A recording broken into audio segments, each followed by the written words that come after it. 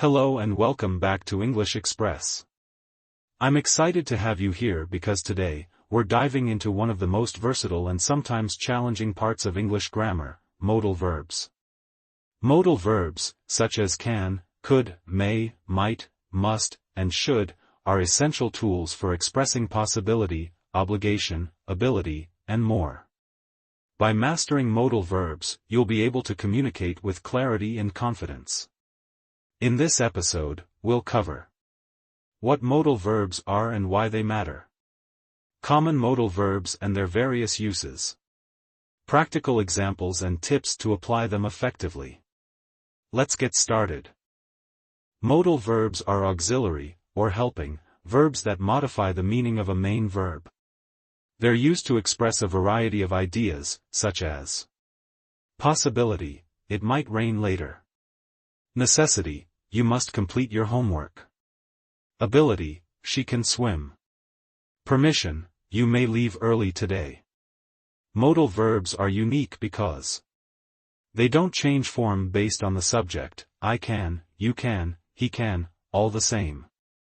They're always followed by the base form of the main verb, can go, should try, must see. By understanding these basics, you're on your way to mastering modal verbs. Let's take a closer look at some of the most frequently used modal verbs and their meanings. Can. Ability, I can speak 3 languages. Permission, you can use my computer. Possibility, it can get quite cold here in winter. Could. Past ability, she could run fast when she was younger. Polite request, could you help me, please? Possibility, we could go hiking tomorrow if the weather is good. May. Permission, you may leave when you're done. Possibility, they may arrive later this evening. Might. Possibility, it might snow tonight. Must. Necessity, you must wear a seatbelt while driving. Strong conclusion, he must be at work, his car is in the parking lot. Should. Advice, you should drink more water. Expectation, the train should arrive in 5 minutes. Modal verbs take on different meanings depending on the context. Let's explore. Expressing certainty and possibility. It will rain later.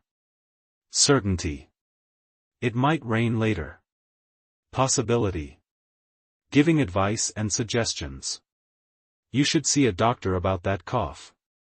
Advice. You could try yoga to reduce stress. Suggestion. Discussing necessity and obligation. You must finish this report by tomorrow. Obligation. You don't have to stay late, the task is optional. Lack of necessity. Here are some strategies to help you master modal verbs. Learn through context. Watch movies, listen to podcasts, or read books in English to observe how modal verbs are used naturally. Replace simpler words. Instead of saying, it's possible I'll go, try, I might go. This helps integrate modal verbs into your everyday speech. Practice politeness.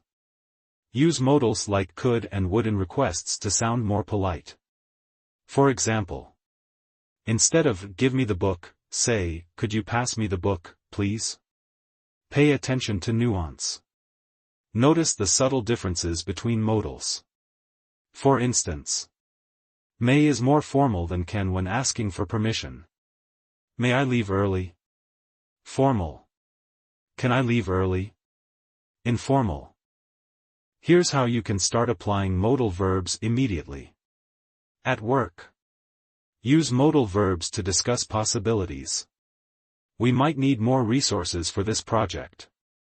You should submit your report by Friday. In social situations. Use polite requests or suggestions. Could you help me set the table? You might enjoy the new cafe downtown. When expressing certainty. Discuss plans and conclusions confidently. I will call you tomorrow to confirm. He must be at the park, his bike is there. That's it for today's episode of English Express. Modal verbs are incredibly versatile and can elevate your English communication skills when used effectively. Don't forget to practice daily, whether by observing modal verbs in context, writing your own sentences, or using them in conversations. The more you use them, the more natural they'll become. If you found this episode helpful, please like, share, and subscribe to English Express. Drop a comment below with a sentence using a modal verb. You might inspire someone else. Thanks for tuning in, and I'll see you next time. Keep practicing, keep learning, and stay confident.